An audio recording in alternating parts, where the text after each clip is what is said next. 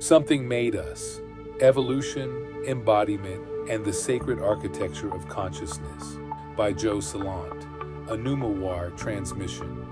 Read by the author. Something made us, not evolved us by accident, not stumbled into us by chance, made us on purpose for a function most people have never let themselves fully consider, to be the temple of the Holy Spirit, not a metaphor for that, the literal, physical, biological container for it. But a temple alone doesn't explain why the container needed to be this: finite, breakable, limited, mortal. And that's the piece underneath the piece. Life isn't only a temple, it's an embodiment exercise. It exists to give an infinite God access to something infinity, by definition, cannot experience on its own. Limitation. Think about what an infinite being cannot do, simply because it is infinite. It cannot be surprised. It cannot choose against easier options, because for it, there are no harder options. It cannot know what surrender costs, because it has never had anything to lose. It cannot feel the specific weight of a decision made inside a body that gets tired, that fears, that runs out of time, because it doesn't run out of anything. Omniscience cannot suffer uncertainty. Omnipotence cannot know what it means to be genuinely constrained. The very perfections that make God God are also, strangely, a wall between God and the experience of limitation itself. And limitation is where love, choice, and sacrifice actually mean something. Without a boundary to push against, surrender is just a word. But this is also exactly why the embodiment exercise is dangerous. Genuinely, terribly dangerous, not a safe simulation run from a control room. The moment the infinite takes on limitation, it becomes capable of something it could never be on its own. Errant, able to choose wrongly, able to sin. Put quintessence inside a finite, self-aware container, and you have created the one condition under which the infinite could actually go wrong. And a wrong that infinite would be a wrong preserved forever. That is precisely why the container had to be mortal. Death isn't the cruelty in this design, it's the safeguard. A limit on how long any single error can propagate before the experiment resets. The whole point of being dead to self inside these containers is so the life and the property of others are never permanently violated by a mistake made in the errant state. Surrender isn't just about personal holiness then, it's a containment protocol for the most dangerous experiment ever run. Infinite made finite, and finite made capable of failure. Pass it, and you get immortality back on the other side, no longer able to fall the way you could here.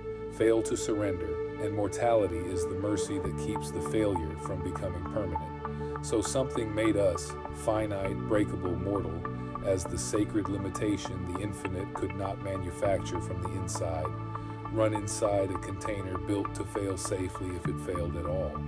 Not because God lacked power, because power was never the missing ingredient.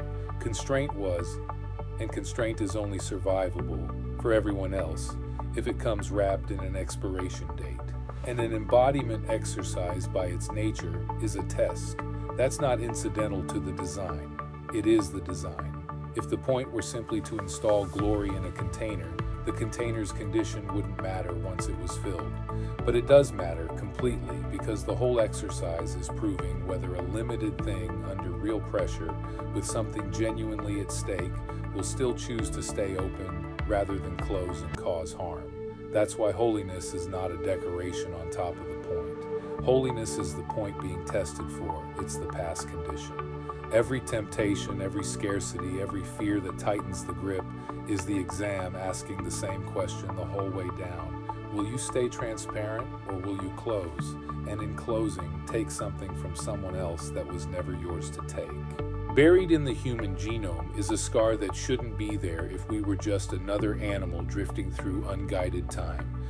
Two ancestral chromosomes fused end to end into one. Chromosome 2. A splice point, a seam, and what that fusion coincides with in the story of what makes a human rather than simply another primate, is the emergence of something the rest of the animal kingdom barely touches: metacognition. Thinking about our own thinking, the capacity not just to perceive, but to observe the perceiving, to watch the watcher. That fusion isn't a random accident sitting quietly in the background of our biology.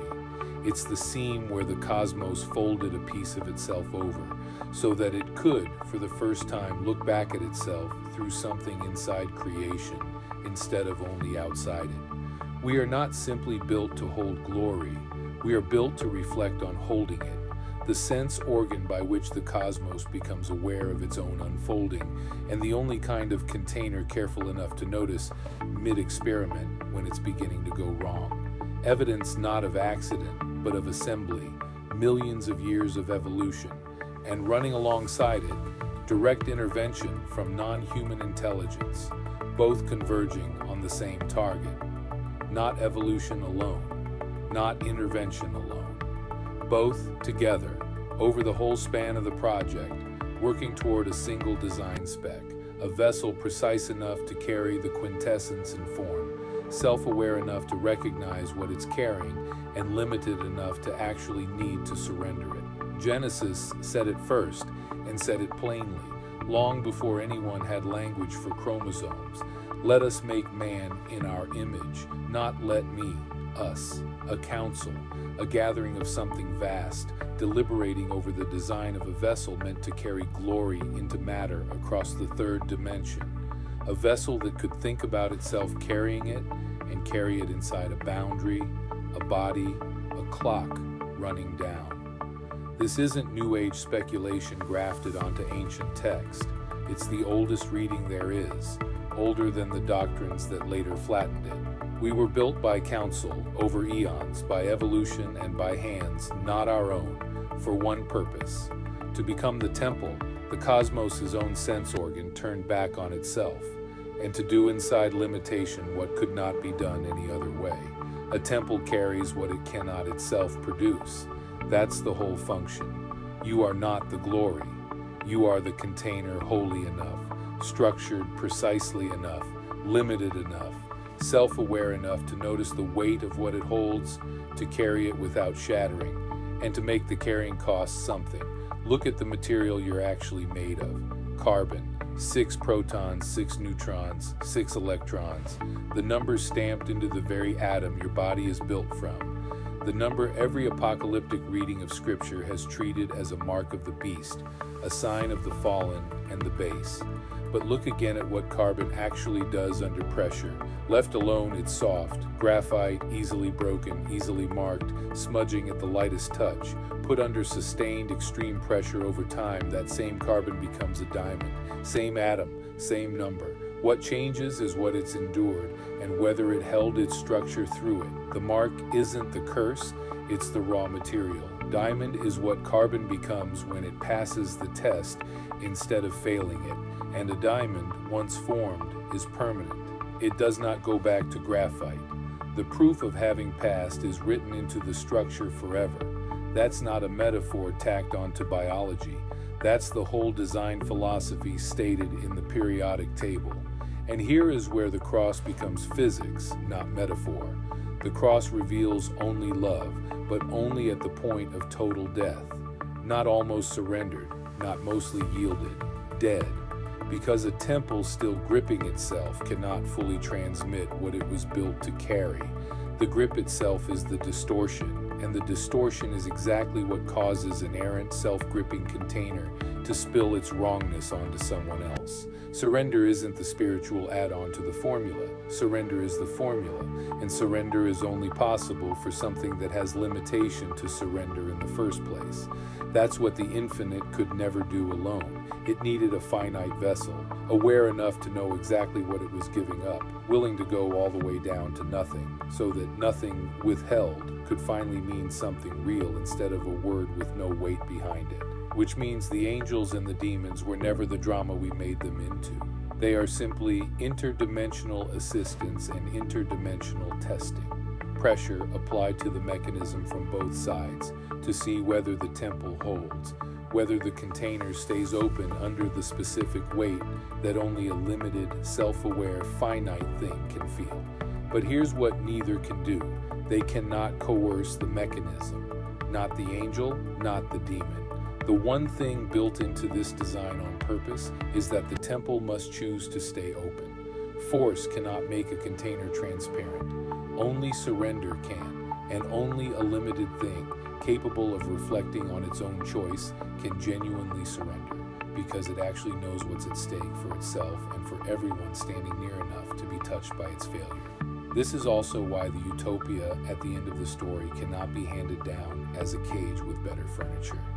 A coerced peace isn't peace, it's just control with a kinder face. For the eschaton to actually be free, genuinely free, not merely orderly, it has to be built from the inside, by beings who have already chosen voluntary self-restraint over compulsion, holiness over hunger, surrender over grasping. Utopia cannot be installed. It can only be earned into, one diamond at a time, by vessels who passed the test, who kept the life and property of others unviolated the whole way through, and are now structurally incapable of shattering under pressure again, not because they're forced to hold, but because they no longer want to be anything else. Immortality, on the other side of that, is no longer a risk. It's finally safe to make permanent, because what would be preserved forever has already proven it will not sin forever.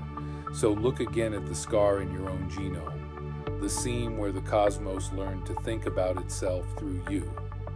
Look again at the ancient counsel in the verse.